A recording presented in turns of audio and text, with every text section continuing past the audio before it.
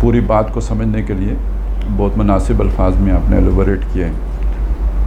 तो पहली बात ये समझ लीजिए कि डॉक्टर साहब आम तौर पर जो मशहूर है मुबल्लिग कुरान, मुदर्रिस कुरान, खादिम कुरान, और इसमें कोई शक नहीं है कि उन्होंने कुरान मजीद की खिदमत का हक़ अदा किया है। और उनको किसी ने बतौर ताना ये बात कही थी और उसे वो अपने लिए एजाज़ समझते थे कि लोग उन्हें कहते हैं कि ये कुरान मजीद के कव्वाल हैं। तो यहाँ तक तो बात अलम नशरख है, हर बंदे को मालूम है। डॉक्टर साहब का जो मुखालिफ है वो भी उनकी इस खिदमत का कायल है। लेकिन ये कि डॉक्टर साहब की जो असल सोच, असल फ़िक्र है, उसको समझने के लिए ज़रूरी है कि ये समझा जाए कि डॉक्टर साहब कुरान मजीद का दर्स क्यों देते थे, क्यों चाहते थे कि कुरान मजीद की तालीमात आम हों। तो डॉक्टर साहब की सोच ये है, जो तकरीबन हमारे बर्र अज़ीम पाक व हिंद के अक्सर व बेशतर मुसलमानों की सोच है, कि जो हमारा एक नबी सल्लल्लाहु अलैहि वसल्लम निज़ाम दे के गए थे और जो खिलाफत राशिदा में अपनी पूरी आन बान शान के साथ ज़ाहिर हुआ था, और फिर अव्वलन ख़ुद मुसलमानों के हाथों जिसका जो है हुलिया बिगड़ा, और फिर बाद में अंग्रेज़ों के आने के बाद बिल्कुल नेस्त व नाबूद हो गया। यानी एक सूरत तो ये है ना कि आपके दाग धब्बे लग गए आपके ऊपर, और एक सूरत ये है कि आपका वजूद ही ख़त्म हो गया। तो गोया अंग्रेज़ों के आने के बाद वो तो दीन रहा ही नहीं, सिर्फ मज़हब बन के रह गया। तो उसका दोबारा एहिया हो, उसे दोबारा ज़िंदा किया जाए। नशत सानिया का एक लफ्ज़ इस्तेमाल होते हैं। तो नशत यानी किसी शय को उठाना, और सानिया दोबारा उठाना। तो पहले उठाया था मोहम्मद रसूलुल्लाह ने सल्लल्लाहु अलैहि वसल्लम, अब उसे दोबारा उठाया जाए।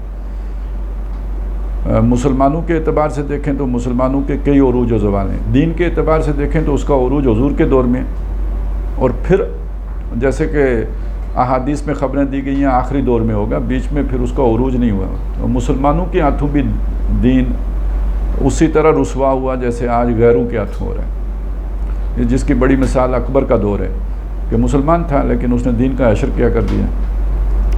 तो गोया इस्लाम की नशत सानिया हो, वो दोबारा उभर के सामने आए।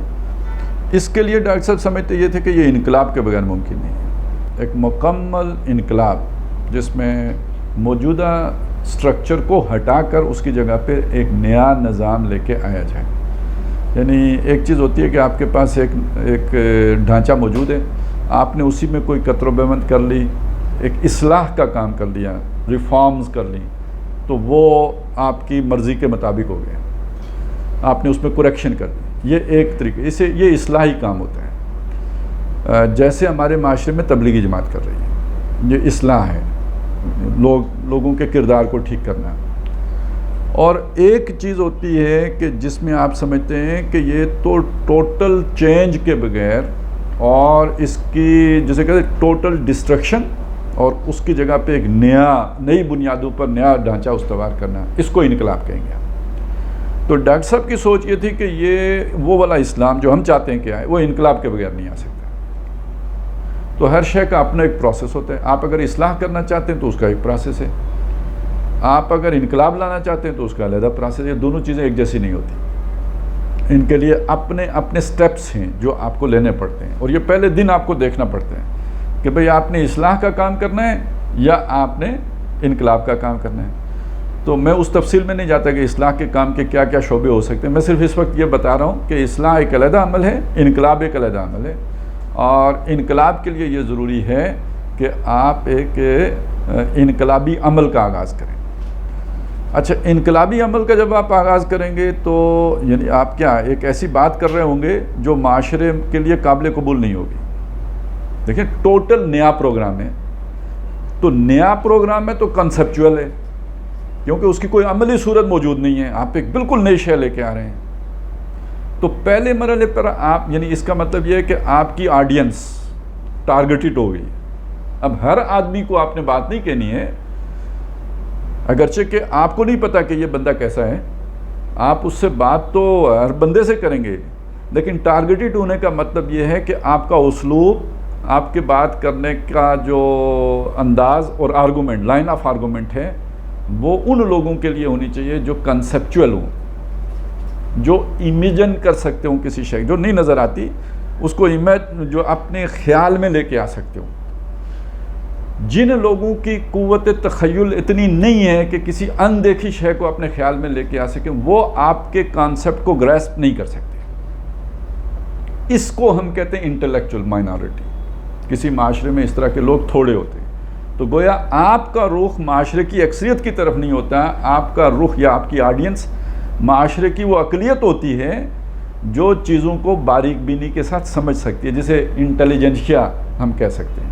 ये आपके मुखातबीन हैं आज के दौर के एतबार से। डॉक्टर साहब की पहली बात ये थी। और अब आप सोचिए,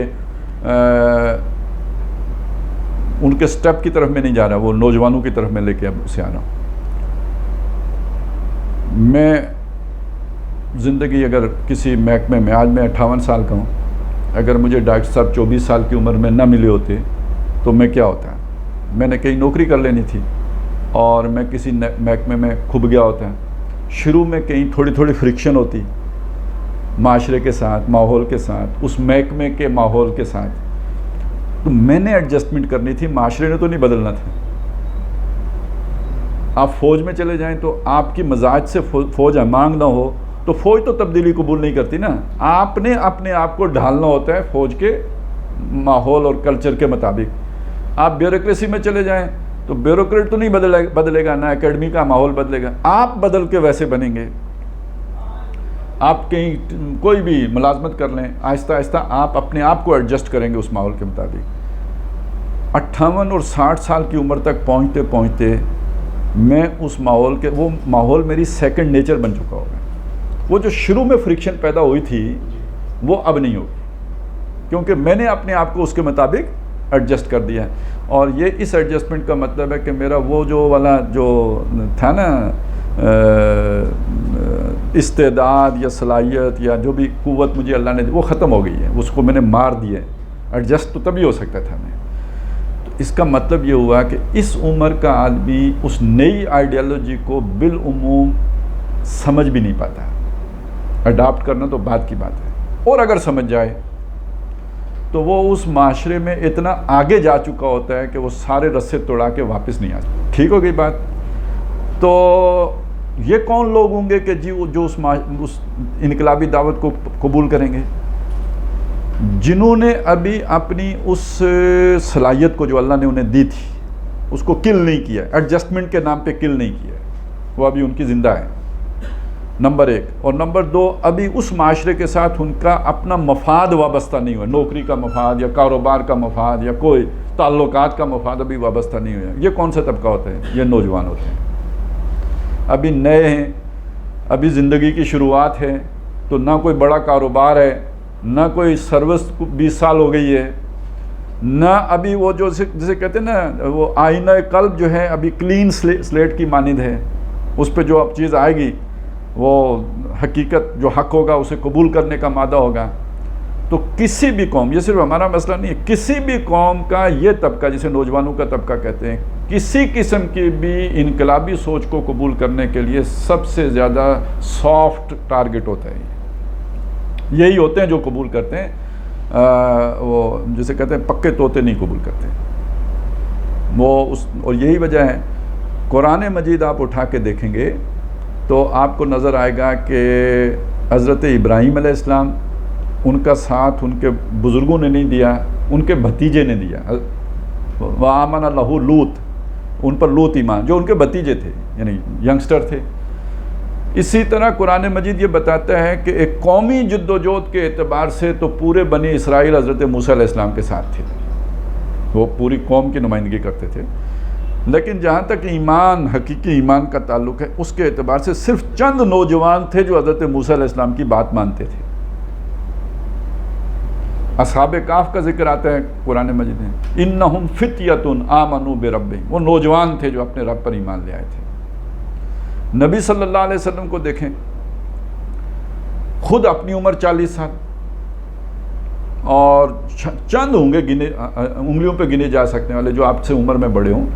हज़रत अबू बकर आपसे छोटे, हज़रत उमर आपसे छोटे, हज़रत उस्मान आपसे छोटे, हज़रत अली तो बच्चे, हज़रत मुसअब बिन उमैर टीनेजर 14 साल उम्र, अक्सर व बेशतर यही एज थी, ये 15 से 30 साल के दरमियान, जो नबी सल्लल्लाहु अलैहि वसल्लम पर ईमान लाए थे।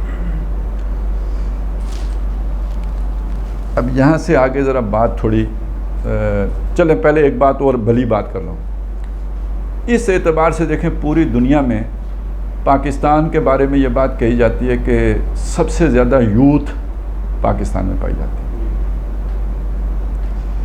अगर आप दुनिया को आज कहते हैं ना एक विलेज की मानी द दुनिया, तो अगर वो लोग के जो शैतान के अलाकार हैं और चाहते नहीं हैं कि इस्लाम आए, आईन पैगंबर से 100 बार अल हज़र, तो उनको अगर डर है कि कहीं इस्लाम ना आ जाए, तो कहाँ से सबसे ज़्यादा डर होगा? जहाँ यूथ ज़्यादा पाई जाती हो, उसी से ज़्यादा डर होगा। अब उसको मैनेज करने का तरीका क्या होगा? उस यूथ को मुख्तलिफ कामों में लगा के रखो, कहीं इस तरफ ना आए। ला तस्माऊ लिहाज़ल कुरान, कुरान ना सुन लेना, वलगाओ फी है, इसमें शोर मचाओ, ताकि वो इस तरफ मुतवज्जे ना हो। और उसी का नतीजा ये निकलेगा कि ये मुख्तलिफ धंधों में लगे रहेंगे, और जो वो दावत जो इनको पॉलिश करे, जो इनको जेन्युइन इनकलाबी बनाए, जिसके नतीजे में हकीकी इनकलाब और तब्दीली आ सकती है, उस तरफ इनको नहीं जाने देना। तो ये बात समझ लीजिए कि नौजवान जब कुरान से जुड़ेगा तो इनकलाब आएगा, कुरान से जुड़े बगैर इनकलाब नहीं आ सकता, ये पक्की बात है। कितने लोग हैं जिन्होंने अपनी नौजवानियां ज़ाया कर दी इनकलाब की ख्वाहिश में, आज समझते ये हैं कि यार ये नहीं आ सकता, हमने गलती की, हम गलत रुख पे गए थे। हर शख्स अभी जो है ना, यूथ के लिए जो मुख्तलिफ हरबे इस्तेमाल किए जाते हैं, खेलों में लगा दो, तमाशों में लगा दो, जानबूझ के नशों में लगाया जाता है, मायूसी फैलाई जाती है। फिर ये कि तब्दीली का हर होते हैं ना, यानी ये कोई पहली दफ़ा तब्दीली की बात नहीं हुई है।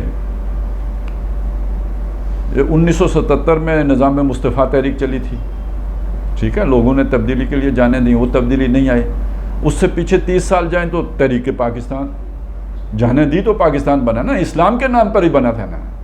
77 में फिर इस्लाम के नाम पे तहरीक चली, नौजवानों ने ही जाने दिए ना। इसी से आगे चलें तो फिर अब ये जो तब्दीली का दौर आया, तो उसमें तो अब ये नाम जो है ना कितना बदनाम कर दिया गया, कौम यूथ।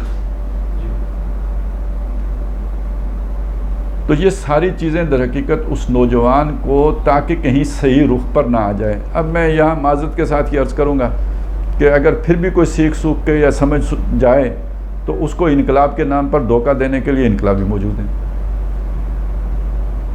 यानी बड़ी आसान बात होती है ना कि एक आदमी, उसको वो कहते हैं जी मैंने इस्लामाबाद जाना है, आप उसे नहीं चाहते कि इस्लामाबाद जाए, तो हर बार इख्तियार कर लें, वो कहे नहीं जाना ही जाना है, तो आखिरी क्या हो सकते हैं? चलो मैं लेके चलता हूँ, और इस्लामाबाद लेने की बजाय सदर ले जाएं। वो आप पर एतमाद कर ले कि ये भी अब मुझे लेके चलेगा, तो आखिरी ये भी अरबा मौजूद है।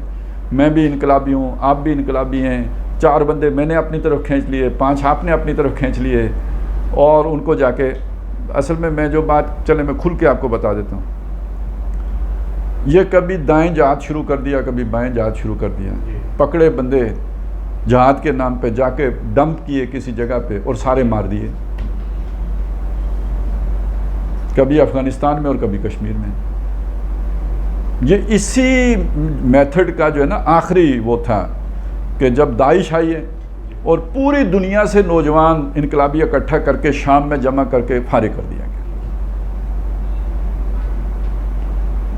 और ये सब इसलिए होते हैं, इनकलाब का मादा तो पैदा हो जाता है, जज्बा भी आ जाता है, मौत भी कोई शय नहीं, नौजवान के लिए मौत इशू ही नहीं होता। ये तो एक ख़ास उम्र में जाके बच्चे हैं, छोटे हैं, बीवी है, फलाना है, रिश्तेदार हैं, किसी का वो आँखों का तारा है, फलाना है, ये तो एक उम्र में जाके होते हैं। नौजवान तो वो कह शब तार में भी जुनू मेरा कई मंजिलों से गुजर गया, तेरे अक्ल शऊर का काफ़िला भी इंतज़ार सहर में, तो बेखतर कूद पड़ा आतिश नमरूद में इश्क, अक्ल मैवे तमाशाए लबे बाम अभी। तो ये जुनून तो नौजवान में ही होता है ना, तो उसको ये इशू नहीं होता है। तो लेकिन ये कि जुनून तो है, जज्बा तो है, कुर्बानी तो है, लाखों मुसलमानों ने कुर्बानी दी है इस इनकलाब के नाम पर, लेकिन वो बसीरत नहीं है। जो इनकलाब के लिए, अब मैं गैरों के नाम ले लूँ, जो नेल्सन मंडेला में थी। ठीक है, वो कौन सा मुसलमान रहनुमा है जिसके अंदर आपको वो बसीरत नज़र आती है? चलें, जो महात्मा गांधी में थी। अब यहाँ हमें वो रहनुमा मिलते हैं कि जो जोशीली तकरीरें करके वो खाड़ के खड़ा कर देते हैं, फिर ख़ुद तो कहीं बुरके में ओढ़ के इधर दाएं बाएं हो जाते हैं और बंदे उनके काम ख़त्म हो जाते हैं। वो बसीरत आपको, मैं ये अर्ज़ कर रहा था कि कुरान मजीद के बग़ैर वो बसीरत मिल ही नहीं सकती। और दूसरी बात यह कि ये मोहम्मद रसूलुल्लाह सल्लल्लाहु अलैहि वसल्लम कि जिन्होंने वो वाला इनकलाब बर्पा करके दिखाया था, और सबसे कामयाब तरीन इनकलाब है जो मोहम्मद रसूलुल्लाह ने बर्पा किया था, सबसे मुख्तसर वक्त में है, सबसे जामे है। लिहाजा जिसने भी इनकलाब लाना हो वो सीरत रसूल सल्लल्लाहु अलैहि वसल्लम को बाईपास करके इनकलाब का तरीका सीख ही नहीं सकता। तो दो चीज़ें हो गई, कुरान मजीद ये आपके जज्बे को सही डायरेक्शन देगा, और मोहम्मद रसूलुल्लाह सल्लल्लाहु अलैहि वसल्लम जो उस डायरेक्शन के फुट स्टेप जो हैं वो मुअय्यन कर देंगे। ये पहला कदम, ये दूसरा कदम, ये तीसरा कदम, ये चौथा कदम, ये पांचवा कदम, ये इनकलाब। तो मेरा ख्याल है आपकी जो सवाल था नौजवान वाला भी और इनकलाब वाला भी, दोनों की वजाहत हो गई है।